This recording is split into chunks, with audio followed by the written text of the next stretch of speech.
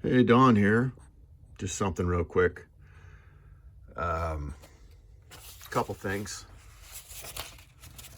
This is out of our most popular newspaper in Oregon, the Oregonian, and typical double standard from the left here. And I'm going to read this in another way, and you tell me what's going on. A popular soul food cart in Northeast Portland will serve free meals to white veterans on Veterans Day. She also is the founder of Feed White Portland, which hosts events that provide a meal a meal to any white Portlander at no charge, to the exclusion of blacks and Mexicans and Asians. Now Nelson is teaming up with friend and airborne Army medic veteran Sean Flynn for 1111 Feed White Vets Portland. Can you imagine that if such a thing existed? Which will focus on honoring white veterans and continuing the fight for equity. Do you see the double standard here? Do you see the hypocrisy? We cry about racism. We cry about prejudice. We cry about we all need to get together. We need to break down the barriers. And it's located on Martin Luther King Boulevard, who, if I remember the saying of Martin Luther King, he said, "Judge me not by the color of my skin, but by the content of my character." But this follower, undoubtedly, of Martin Luther King Jr. only focuses on the black skin. If you show up for a meal and you're Mexican or Asian or white or whatever, you don't qualify. You got to go to the other drinking fountain, if you know what I mean. Just want to show you these. I got some stuff from history. This is from the Civil War. This is a letter written to this soldier's sweetheart. 1864, New Orleans.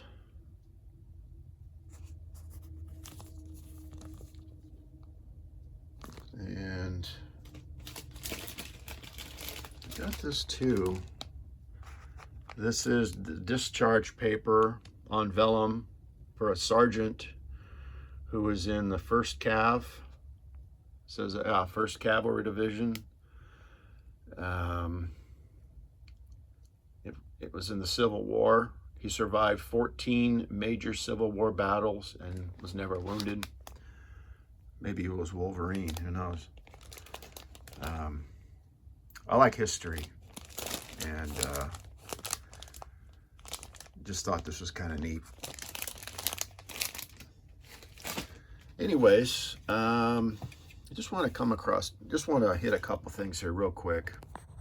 Just got home from work a little while ago and learned that some justice was served in the courts, and so I just wanted to comment real quick. I was actually shocked. I couldn't believe it. 2 Peter chapter 2, verse 13. And shall receive the reward of unrighteousness, as they that count it pleasure to riot in the daytime. Spots they are and blemishes, sporting themselves with their own deceivings while they feast with you. The Bible's clearly against rioting. And you're out there rioting and you get shot. Well, that's how it goes. Titus chapter 1, verse 6 and 7. Now this is talking about, we went over this last time.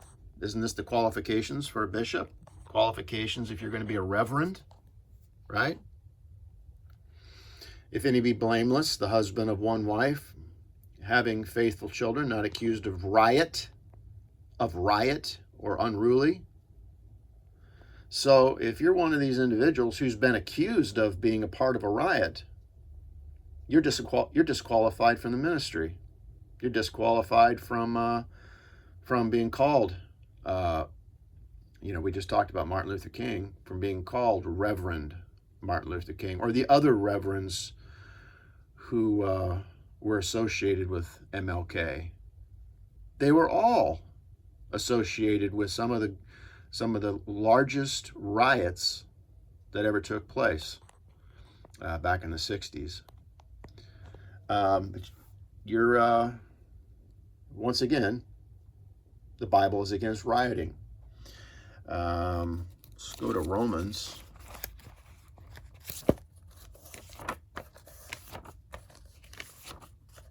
Let's see. Well, I don't know if they were worthy to die. For the wages of sin is what? Death.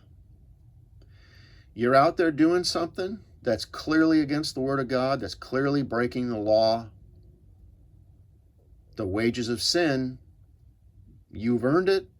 You just might find a payday. Don't complain. The Apostle Paul said, if I've done anything worthy of death, I refuse not to die. And we've gone over this before, which so-called Bible-believing Christians have the worst time with. It's no wonder some of them have the worst time when it comes to salvation as well. We won't go there. But it says, let every soul be subject unto the higher powers. You don't burn police cars. You wave at them as they go by. You respect the law, for there is no power but of God. All right? The powers that be are ordained of God.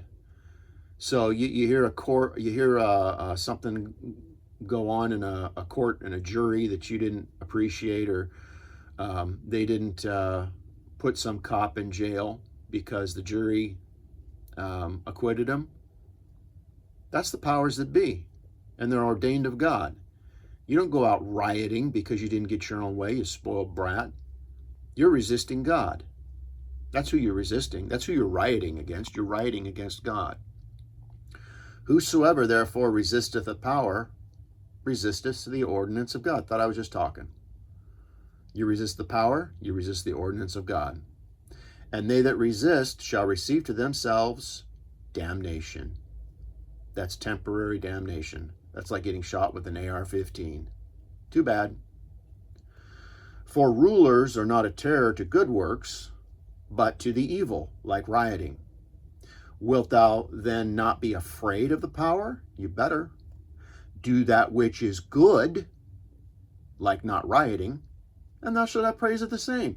You're worried about getting shot by an AR-15 when you're out rioting? Just do that which is good, and you won't have to worry about it.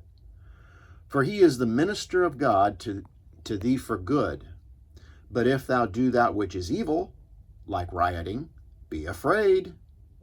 For he beareth not the AR-15 or the 357 or the Glock or the Sig Sauer 9mm in vain. For he is the minister of God. Now there's a ministry. A revenger to execute, as in an execution. To execute wrath upon him that doeth evil, like him that is rioting. Wherefore ye must needs be subject, not only for wrath, but also for conscience sake. Now we get down into paying taxes and all the rest of that. And check this out. Let us walk honestly, as in the day, not in, what's that word? Rioting. Rioting. So, you're out there rioting? Right in the context? You get what you get. The wages of sin is death. So, I was pretty shocked that the jury actually did the right thing today. But thank God for it. All right.